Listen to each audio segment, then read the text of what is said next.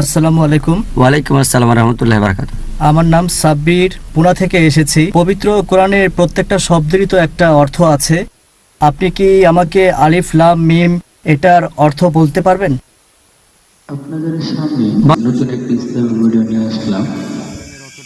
সবাই মনোযোগ আপনি প্রশ্ন করলেন যে কোরআনের প্রত্যেকটা শব্দেরই অর্থ আছে, এখন আপনাকে আলিফ লাম মিমের অর্থটা বলতে পারবো কিনা। আলিফ লাম মিমের অর্থ নিয়ে যদি বলতে হয়, এটার উপরে এই পর্যন্ত অনেক হয়েছে। এখানে বিভিন্ন বিষয় আছে, অনেকে বই লিখেছেন, বিভিন্ন রকম ব্যাখ্যা দিয়েছেন যে আলিফ লাম মিম হতে পারে আল্লাহ সুবহানাহু ওয়া তাআলার ইনিশিয়াল, অথবা এগুলো আল্লাহ তাআলার নিদর্শন, অথবা আল্লাহর প্রশংসা। এরকম বিভিন্ন অর্থের কথা এখানে বলা হয়েছে।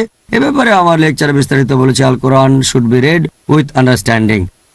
কিছু মানুষ বলে এগুলোর কোনো অর্থ নেই, অথবা অর্থটা গোপন আছে, এরকম অনেক বই লেখা হয়েছে। তবে সরাসরি কোরআনে এরকম কোনো আয়াত বা কোনো হাদিস নেই, পরোক্ষভাবে আছে। আর এটাকে সবচেয়ে সেরা যুক্তি বলে মনে করা হয়। সেটা হচ্ছে এটা আল্লাহ তাআলার একটা চ্যালেঞ্জ।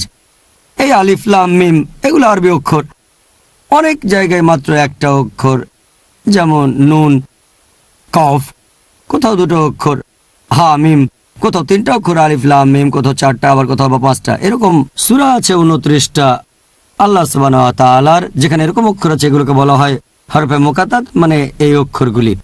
এখানে দেখবেন আমার যেটা মনে হয় সবচেয়ে সেরা যুক্তিটা হচ্ছে যে ধরেন এই কোরআন যখন নাজিল হয়, আল্লাহ তাআলা পবিত্র কোরআনে বিভিন্ন জায়গায় চ্যালেঞ্জ করেছেন। প্রথমে আল্লাহ চ্যালেঞ্জ করেছেন কোরআনের মতো একটা বই লিখতে পারো কিনা, সূরা ইসরা অধ্যায় 17 আয়াত 88। আরেক জায়গায় বলছে কোরআনের মতো 10টা সূরা লিখতে পারবে কিনা, সূরা হুদ অধ্যায় 11 আয়াত 13। এরপর আল্লাহ বলেছেন কোরআনের মতো করে একটা সূরা লিখতে পারবে কিনা, সূরা ইউনূস অধ্যায় 10 আয়াত 38, যে কোরআনের মতো একটা সূরা লিখতে পারবে কিনা। আর তারপর পবিত্র কোরআনে আরো বলা হয়েছে সূরা বাকারা অধ্যায় নম্বর 2 আয়াত 23-24, বলা হয়েছে যে ওয়া ইন কুনতুম ফি রাইবিম মিম্মা নাযালনা আলা আবদিনা ফাতু বিসূরাতিন মিন মিসলি। তোমাদের মনে যদি সন্দেহ থাকে যে আমি আমার বান্দার প্রতি অবতীর্ণ করেছি, তাহলে এর মতো একটা সূরা রচনা করো। ওয়াদু শুহাদাকুম মিন দুল্লাহ ইন কুনতুম সাদিকিন। তোমরা সব সাহায্য করে নাও, সব সাক্ষী নাও, যদি আল্লাহ ব্যতীত কেউ থাকে, যদি তোমাদের সন্দেহ সত্যি হয়। আর যদি না পারো, ওয়ালান তাফালু, অবশ্যই তোমরা পারবে না। তাহলে দোজখের আগুনের জন্য প্রস্তুত থাকো, যারা অসৎ হবে মানুষ ও পাথর। চ্যালেঞ্জ করা হয়েছে কোরআনের মতো করে একটা বই লেখো, তারপর একটু সহজ কোরআনের মতো 10টা সূরা লিখে দেখাও, তারপর মাত্র একটা সূরা, তারপর বলছে কোরআনের কাছাকাছি একটা মাত্র সূরা। মিন মিসলি। এই চ্যালেঞ্জ করেছেন আল্লাহ সুবহানাহু ওয়া তাআলা। যদি এখন দেখেন আল্লাহ যখন এই অক্ষরগুলো ব্যবহার করে, আরবি অক্ষরগুলো ব্যবহার করেছেন মুকাত্তাত অক্ষর, আলিফ লাম মিম নুন কফ হা মিম, এটা অনেকটা আল্লাহ আরবদের বলছেন। পবিত্র কোরআন যখন নাজিল হয়েছিল, আরবি ভাষা তখন খুব উন্নত, আরবের লোকজন তাদের ভাষা নিয়ে গর্ব করত, আরবি ভাষা নিয়ে বড়াই করত। সে সময় আরব দেশে অনেক বিখ্যাত কবি ছিলেন আরবি ভাষায়। আল্লাহ বলেছেন আলিফ লাম মিম এগুলো তোমাদের ভাষার অক্ষর, আলিফ লাম মিম তোমাদের আরবি ভাষা, তোমাদের ভাষা দিয়ে আমি এই কোরআন রচনা করেছি। তোমাদের চ্যালেঞ্জ কোরআনের কাছাকাছি একটা সূরা লিখে দেখাও। এটা একটা অলৌকিক। আল্লাহ বলেছেন আলিফ লাম মিম হা মিম নুন কফ এগুলো দিয়ে। যেমন ধরেন এখনকার দিনে আমরা জানি মানুষের শরীরে কি দিয়ে তৈরি, বৈজ্ঞানিকভাবে জানি শরীরে পানি আছে, এটা আছে, ওটা আছে, কিন্তু মানুষ তৈরি করতে পারবো না।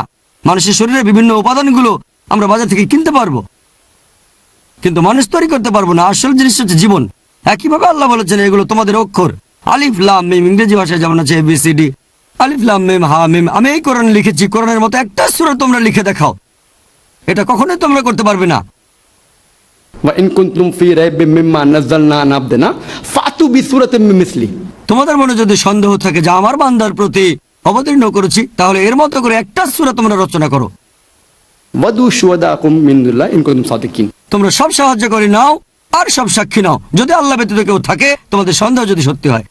যদি তোমরা না পারো, ওয়ালান তাফালু, আর যদি না পারো, দোজখের আগুনের জন্য প্রস্তুত থাকো, যারা অসৎ হবে মানুষ ও পাথর। আল্লাহ এখানে চ্যালেঞ্জ করেছেন তোমরা কখনো এটা করতে পারবে না। তাহলে আমরা বুঝতে পারছি এগুলো আমাদের স্মরণ করিয়ে দেয়।